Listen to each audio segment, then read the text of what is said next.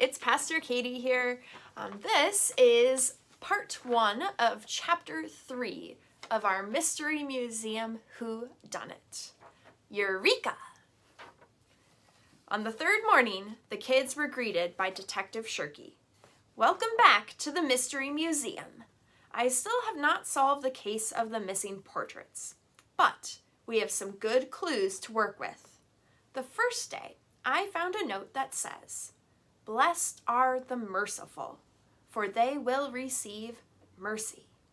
And on the second day, I found a note that says, "Blessed are the pure in heart, for they will see God." I also discovered that those words come from Jesus. "You also found the phone with the movie trailers," said the curator, who happened to be wearing a funny hat and clothes that day. Detective Shirky, isn't this becoming like the famous case of Captain Snickerbelly's chocolate mustache? I'm not sure that's one of my cases, replied Shirky, but this case is becoming very complicated. The curator ushered Shirky out from in front of the curtain and said, "Well, now it's time to hear from that most wonderful of actors, the great and wonderful Miss Purple." Miss Purple threw open the curtain, revealing the 3 remaining portraits as she stepped forward. The curtain swung back in front of the portrait wall. She was wearing some impressive leather armor. She introduced herself. "It is I, Deborah, and judging by how I'm dressed, I'm a knight. I slew the most terrifying dragon." "Not dragon," exclaimed the curator. "Then it must have been a sea monster," was Miss Purple's reply. "No sea monster," said the curator.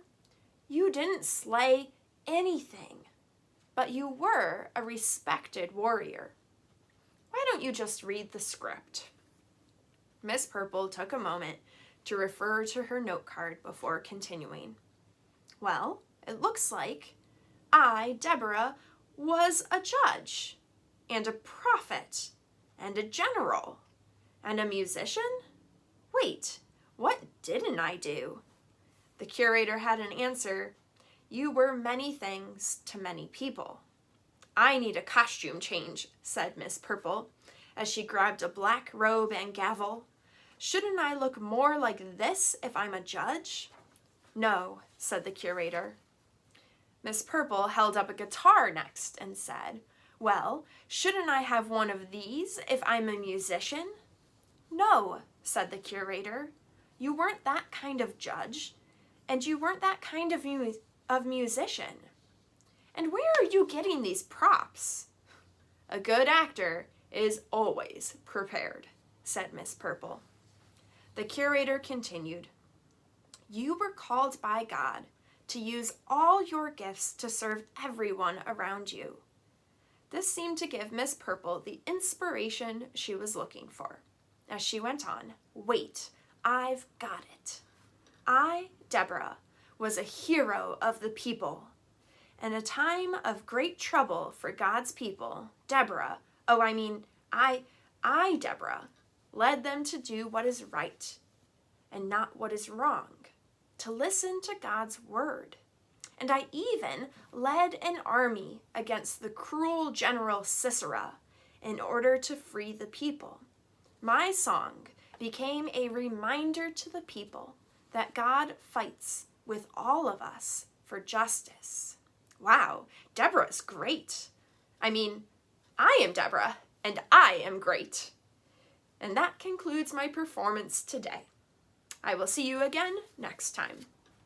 Miss Purple rushed off like she had the 2 previous days, throwing aside the curtain and revealing another missing portrait. Again, Shirky jumped forward to investigate. The portrait is gone again. That makes 3 missing portraits. This is quickly becoming one of my greatest cases.